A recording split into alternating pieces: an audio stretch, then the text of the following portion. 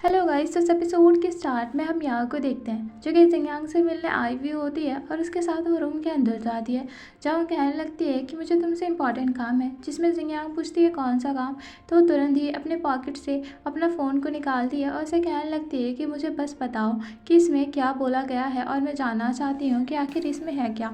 तभी इतने देर में जिंगयांग उसे सुनती है और उसे ट्रांसलेट करके बताती है कि इसमें बोला गया है कि मेरी वुमन से दूर रहो। ये बात सुन के वहाँ पे या तो काफ़ी ज़्यादा शॉक्ड में चल गई थी। उसे ऐसे जाते हुए देख के जिंगयांग समझ जाती है कि ये सब चैंग का काम है और उसे टीज करने लगती है, जहाँ उसे कहती है कि मैंने तुमसे कहा था ना कि चैंग तुम्हें लाइक करता है।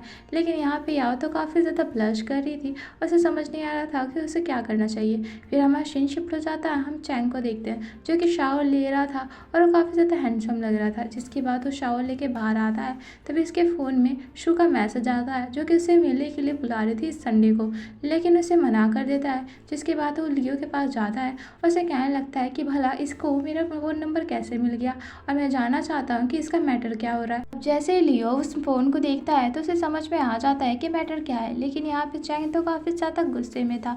उसके गुस्सा को देख के यहाँ पे लियो काफ़ी ज़्यादा डरा हुआ था और अपने भाई से कहने लगता है कि भाई ये सब मेरा गलती नहीं है, ये सब मॉम का हो सकता है क्योंकि मॉम चाहती थी कि आप दोनों का सेटिंग हो जाए, शायद उन्होंने ही ये नंबर दिया होगा। और अपने भाई को समझाने की कोशिश करता है, लेकिन चैंग तो काफ़ी ज़्यादा गुस्से में ही था। तभी हम देखते हैं कि वहाँ पे याओ आती है और वह चैंग से कहने लगती है कि तुम्हें क्या लगा था कि मुझे पता नहीं चलेगा, और उसे वही वॉइस रिकॉर्डर दिखा रही होती है जो कि उसने कुंग को भेजा था, जिसमें बता देती है कि मुझे इसके बारे में पता चल गया और मुझे जानना है कि तुमने ऐसा क्यों कहा था। लेकिन यहाँ पे तो चैंग काफ़ी ज़्यादा एम्बैरेसिंग होने लगता है और वहाँ से भाग जाता है। उसे इस सिचुएशन में भागते हुए देख के या तो स्माइल कर रही थी। फिर हमें नेक्स्ट मॉर्निंग का सीन दिखाया जाता है। हम याओ को देखते हैं जो कि इसके लिए ब्रेकफास्ट बना के रखा हुआ था और वो ब्रेकफास्ट वहाँ पे चैंग देखता है। अब चैंग उस ब्रेकफास्ट को देख के समझ जाता है कि ये सारा काम याओ का है।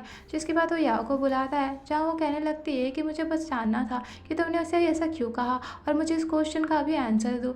लेकिन उसे चैंग कहने लगता है कि तुमने ये ब्रेकफास्ट मेरे लिए बनाया है क्या। इसमें आप बहाना देने लगती है और उसे कहती है कि नहीं, मैं तो कब तुम्हारे लिए ब्रेकफास्ट बनाने लगी, ये तो बस मैंने अपने एज कैट के लिए बनाया था, बट मुझे पता चला कि मेरे कैट को ये खाना पसंद नहीं आ रहा। अगर तुम्हें खाने का मन है तो तुम खा सकते हो। इसमें चैंग स्माइल करने लगता है और तुरंत उसे खाने के लिए लग जाता है। तभी वो कहने लगता है कि आज जो मैच होने वाला है वहाँ पे कुंग आने वाला है, तो मैं चाहता हूँ कि तुम मेरी क्लोज रहो क्योंकि मैंने उससे कहा था कि तुम मेरी गर्लफ्रेंड हो। अगर तुम इससे बच के रहोगी तो तुम्हारे लिए बेटर होगा। लेकिन यहाँ पे याओ को तो समझ नहीं आ रहा था कि उसे क्यों बच के रहना चाहिए। तभी वो बता देता है कि उसकी 18 गर्लफ्रेंड हो चुकी है, तुम्हें उसका 19वां गर्लफ्रेंड बनना है तो तुम बन सकती हो, मुझे उससे कोई भी प्रॉब्लम नहीं है। लेकिन मैं तुम्हें बता दूँ, स्पोर्ट में तुम्हें डेटिंग करना अलाउड नहीं है। और उसे ऐसा इसलिए बोल रहा था क्योंकि उसे अच्छा नहीं लगता है कि वो किसी और के साथ डेट करती। इधर हम शू को देखते हैं जो कि चैंगा उसे स्पोर्ट को देखने के लिए आई हुई होती है और काफ़ी ज़्यादा बड़ा गुलदस्ता लेके आ रही थी। ये देख के सभी लोग हैरान हो जाते हैं। फिर हमें अंदर का सीन दिखाया जाता है जहाँ पे सभी लोग गैदरिंग हो चुके थे और सामने वाली टीम भी वहाँ पे पहुँच चुकी थी। हम देखते हैं कि जैसे शू एक सीट में बैठती है तो उसी का बगल का सीट में वहाँ पे कुंग भी बैठा हुआ था। दोनों एक दूसरे को नोटिस करते हैं। यहाँ याओ को दिखाया जाता है जो कि कुंग को नोटिस कर रही थी, तभी इतने देर में वहाँ पे वो सामने वहाँ पे शू को भी नोटिस कर लेती है। अब जैसे ही चैंग उसे देख रहा था कि वो कुंग को नोटिस कर रही है तो उसे काफ़ी ज़्यादा जेलसी हो रही थी, जिसकी वजह से उसका मुंडी घुरा देता है। उसे कहने लगता है कि तुम्हें स्पोर्ट पे ध्यान देना चाहिए ना कि कुंग पे। उसे ऐसा करते हुए देख के याओ तो काफ़ी ज़्यादा हैरान हो जाती है और तभी हम देखते हैं कि गेम स्टार्ट हो चुका था तो सभी लोगों ने अपना पोजीशन ले लिया था। इधर हम आजियो को देखते हैं जो कि जिंगयांग के साथ वही स्पोर्ट को देख रहा था और वो स्माइल किया जा रहा था, जिसमें जिंगयांग पूछने लगती है कि तुम स्माइल क्यों कर रहे हो। तभी वहाँ पे आजियो से कहने लगता है कि आज का जो स्पोर्ट है ना वो काफ़ी ज़्यादा मज़ेदार होने वाला है क्योंकि चैंग के साथ जो लड़की ब्लैंक डेट में आई हुई थी वो भी यहाँ पे आई है और यहाँ पे कुंग भी आया है जो कि याओ को देखने आया है, जिसकी वजह से मैं काफ़ी ज़्यादा इंटरेस्टिंग वे में इस गेम को देख रहा हूँ। और वो जिंगयांग को यही सिचुएशन दिखाने लगता है। ये देख के जिंगयांग तो काफ़ी ज़्यादा हैरान हो जाती है, वो भी स्पोर्ट देखती है। हम देखते हैं कि पहला राउंड तो यहाँ पे जीटीएस ने जीत लिया था और सभी लोग खुश हो जाते हैं। इधर हम शू को देखते हैं जो कि अपना रोज़ को लेके बैक स्टेज में खड़ी हुई होती है। जैसे ही या उसको नोटिस करती है तो थोड़ा घबरा जाती है और वो चैंग को पकड़ लेती है, जहाँ चैंग उससे पूछने लगता है कि तुमने मुझे ऐसे क्यों पकड़ा हुआ है। तभी वो बता देती है कि तुम्हें कोई मिलने के लिए आया हुआ है और उसे सामने दिखाती है।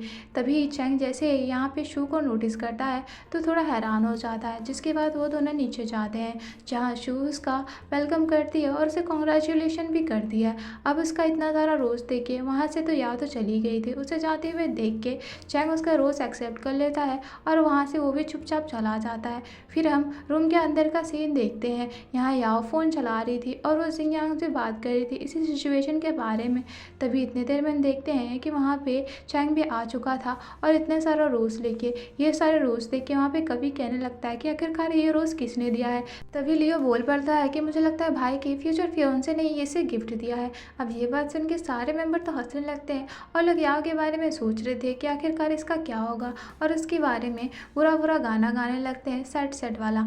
ये देख के वहाँ पे याओ को तो काफ़ी ज़्यादा गुस्सा आ रहा था और वो सबको चुप करने का कहती है कि मुझे कोई भी जेलसी फील नहीं हो रही, तो प्लीज़ ऐसा गाना गाना बंद करो। लेकिन कोई भी मेंबर शांत होने का नाम नहीं लेता और लोग गाना गाना कंटिन्यू करने लगते हैं, जिसमें याओ तो काफ़ी ज़्यादा इरिटेट हो जाती है। तभी हम देखते हैं कि वहाँ पे कुंग पहुँच चुका था, जो कि याओ से मिलने आया था, जो कि उसके लिए काफ़ी ज़्यादा गिफ्ट लेके आया था और इसमें स्नैक्स वगैरह थे ताकि वो खा के थोड़ा एनर्जी फील करे।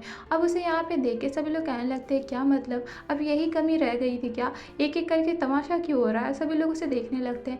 हम देखते हैं कि यहाँ पे चैंग को तो काफ़ी ज़्यादा गुस्सा आ रहा था कुंग को देख के, लेकिन कुंग तो याओ को ही नोटिस किया जा रहा था, जिसकी वजह से चैंग को तो काफ़ी ज़्यादा गुस्सा आने लगता है और वह कहने लगता है कि तुम यहाँ पे क्या कर रहे हो स्टाफ रूम में, चुपचाप यहाँ से निकलो। लेकिन कुंग कहने लगता है मैं तो बस इसके लिए खाने का लेके आया था और कुछ भी नहीं। लेकिन वो कहने लगता है कोरियन में कि मैंने तुमसे क्या कहा था कि ये मेरी वुमन है, तुम इससे दूर रहो। चैंग कोरियन लैंग्वेज में बोल रहा था, जिसकी वजह से किसी को कुछ समझ में नहीं आता। हम देखते हैं कि कुंग को तो समझ में आ गया था, जिसकी वजह से वो डर के मारे वहाँ से भाग जाता है।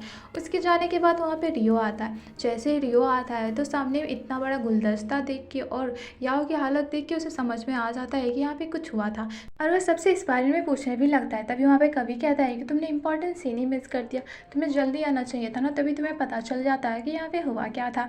अब ये बात सुन के सभी लोग तो हंसने लगते हैं। फिर हम देखते हैं कि सेकेंड राउंड स्टार्ट हो चुका था, जिसकी वजह से GDS के मेंबर चले जाते हैं। हम देखते हैं कि GDS के मेंबर ने काफ़ी अच्छा वेल प्ले किया था, जिसकी वजह से फाइनली उस गेम को वो लोग जीत जाते हैं। तभी एक सीन आता है जहाँ पे सामने जाके सभी लोग को थैंक यू बोलना होता है, तो सभी लोग उस जगह पे जाते हैं और सारे मेंबर्स का थैंक यू बोलते हैं। तभी इतने देर में कभी याओ के सैंडल में पैर दे देता है, जिसकी वजह से याओ गिरने वाली थी, लेकिन चैंग उसे फाइनली बचा लेता है और उसे अपनी गोदी में उठाता है। ये सीन देख के सभी लोग हैरान हो जाते हैं। तभी वहाँ पे याओ और चैंग एक दूसरे को देखने लगते हैं। याओ से कहने लगते हैं कि मुझे नीचे उतारो, लेकिन चैंग उसकी बातों को नहीं मानता, जिसके बाद हम देखते हैं कि चैंग उसे उसी हालत में वहाँ से लेके चला जाता है जहाँ पे याओ का इंटरव्यू होने वाला था, उस जगह पे उसे उसी हालत में लेके जाता है।